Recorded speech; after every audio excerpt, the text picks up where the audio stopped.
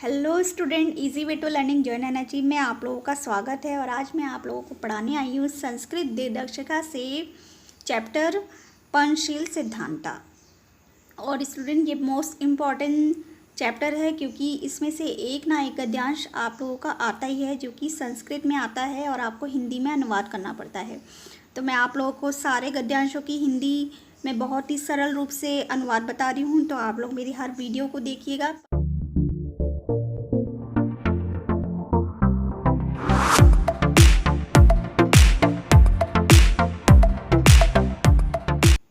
तो आइए स्टूडेंट, हम लोग आज पंचशील सिद्धांत के बारे में जानते हैं कि पंचशील सिद्धांत क्या है और हमारे देश में अब ये किस रूप में अपनाए गए हैं।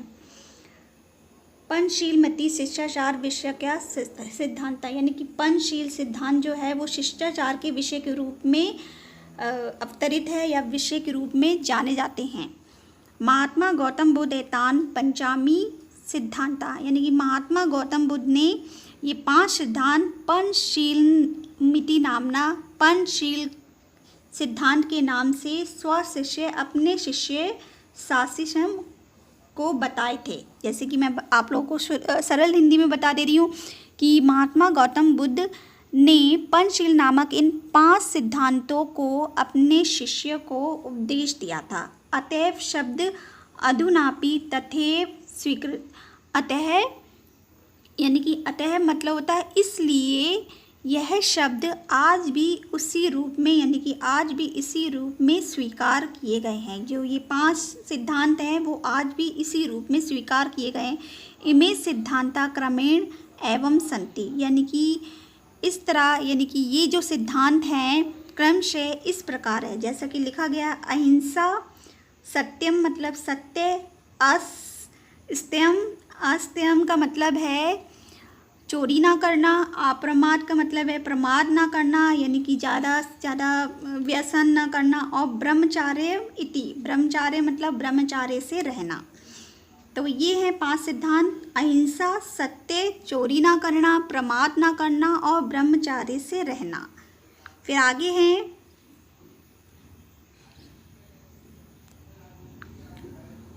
बौद्ध युगे इमे सिद्धांता व्यक्तिक जीवनस्य अभ्युत्थानम प्रयुक्ता आसन, यानी कि बौद्ध काल में ये जो सिद्धांत हैं वो व्यक्तिगत जीवन के उत्थान के लिए प्रयोग किए जाते थे। पर मध्य इमे सिद्धांता, लेकिन आज इन सिद्धांतों को राष्ट्र परस्पर मैत्री सहयोग कारण, यानी कि परस्पर एक दूसरे के साथ मित्रता सहयोग के लिए, विश्व बंधुत्व के लिए, विश्व शांति के लिए, इन साधनों के लिए अपनाए गए हैं। यानी कि आज ये सिद्धांत राष्ट्र एक दूसरे के साथ मित्रता करने के लिए, एक दूसरे को सहयोग करने के लिए, विश्व बंधुत्व यानी कि एक दूसरे के साथ विश्व बंधुत्व से रहने के लिए, विश्व शांति एक देश से दूसरे देश में बनी रहे, उन साधनों के रूप में ये सिद्धांत प्रयोग किए गए हैं। राष्ट्रनायक कस्य श्री जवाहरलाल नेहरू महोदयस्य प्रधानमंत्री काले चीन देशस्य सह भारतस्य। पहले ये सुन लीजिए, राष्ट्रनायक श्री जवाहरलाल नेहरू महोदय जी ने प्रधानमंत्री के काल में चीन और भारत के साथ मैत्री यानी कि मित्रता के लिए पंचशील सिद्धांत अधिकृत्य एवं भवत, यानी कि पंचशील सिद्धांतों का प्रयोग किया था। किसके लिए? राष्ट्रनायक जवाहरलाल नेहरू महोदय ने अपने प्रधानमंत्री काल में चीन और भारत के साथ अच्छे मित्रता के संबंध बने रहे, इन 5 सिद्धांतों का अपनाया था। क्योंकि चीन में ही ये बौद्ध धर्म ज़्यादा से ज़्यादा है, तो चीन ने ये जो 5 सिद्धांत उनके आज भी लागू है और उसी सिद्धांतों में हमारे भारत देश ने इसके साथ मित्रता की थी। यतो ही उपवपि देशो बौद्ध धर्म निष्ठावते, क्योंकि जो चीन में हैं, चीन जो है बौद्ध धर्म के प्रति बहुत ही निष्ठावान हैं। आधुनिक जगती पंचशील सिद्धांत, आधुनिक जगत में पंचशील सिद्धांत नवीन राजनीतिक स्वरूप ग्रहितवता, यानी कि नया राजनीतिक स्वरूप को अपनाए हुआ है। यानी कि जो ये 5 जो सिद्धांत है वो नए रूप में राजनीतिक यानी कि राजनीति के तौर पे अपनाए गए हैं। एव चा व्यवस्थिता, इसकी व्यवस्था यानी कि हमारे भारत और भारत से बाहर की व्यवस्था को सही करने के लिए। तो ये 5 से सिद्धांत जो अपनाए गए थे वो किस तरह से अपनाए गए थे स्टूडेंट, मैं आप लोगों को बता दे रही हूँ। पहला जो सिद्धांत है किमपि राष्ट्र कस्य नान्यस्य राष्ट्रस्य आंतरिकेषु विषयेषु कीदृश व्याघात न करिष्यति। इसका मतलब ये है कि कोई भी राष्ट्र किसी दूसरे राष्ट्र के, यहाँ पर लिखा है किमपि राष्ट्र यानी कि कोई भी राष्ट्र, कस्य नान्यस्य राष्ट्र यानी कि किसी भी दूसरे राष्ट्र के आंतरिकेषु मतलब आंतरिक विषयों में किसी भी प्रकार की दृश्यमपि किसी भी प्रकार का हस्तक्षेप नहीं करेगा, यानी कि हस्तक्षेप नहीं करेगा। वो एक देश दूसरे देश के साथ किसी भी मामले में बीच में नहीं बोलेगा। प्रत्येक राष्ट्र परस्पर प्रभुसत्ता प्रदेश अखंडताष्ट सम्मान निश्चिते। प्रत्येक राष्ट्र एक दूसरे की प्रभुसत्ता का और प्रादेशिक अखंडता का सम्मान करेगा।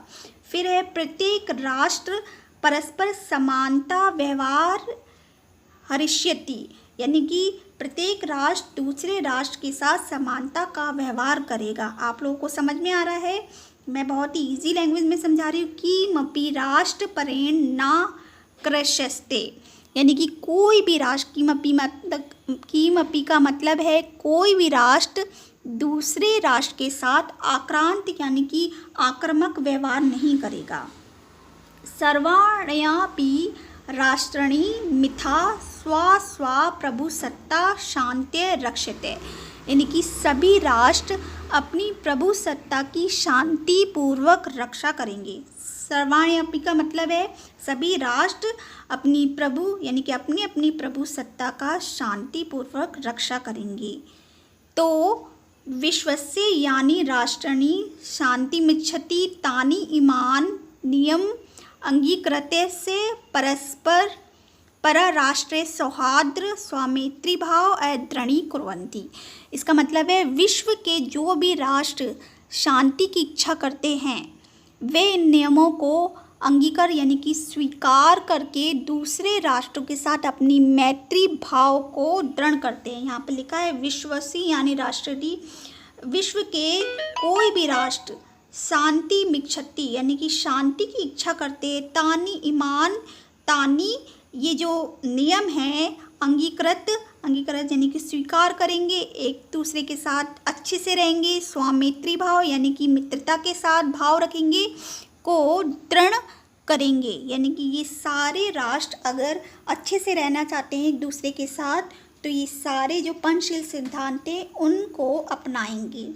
तो ये थे जो कि बौद्ध धर्म में ये अपनाए गए थे, जो कि 5 सिद्धांत थे। सत्य, अहिंसा, प्रमाद न करना, चोरी न करना और ब्रह्मचर्य से रहना। इन्हीं सिद्धांतों को एक नवीन रूप देकर श्री जवाहरलाल नेहरू जी ने अपने प्रधानमंत्री काल में चीन और भारत के साथ मित्रता के संबंध स्थापित किए थे और ये 5 सिद्धांतों को यानी कि पंचशील सिद्धांतों को एक नवीन राजनीतिक रूप दिया था, जिसमें ये 5 सिद्धांत इस तरह से प्रयोग किए गए थे।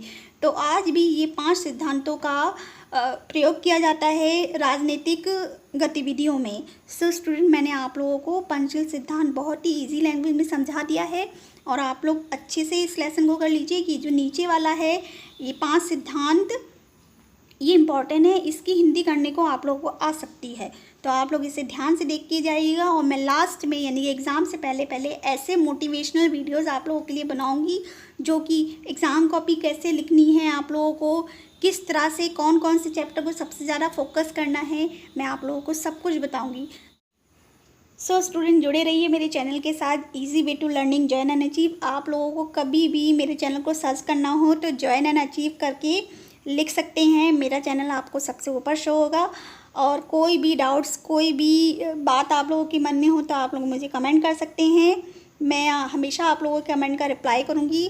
और तब तक के लिए आप ख्याल रखिए अपना, खुश रहिए, सुरक्षित रहिए। Thank you.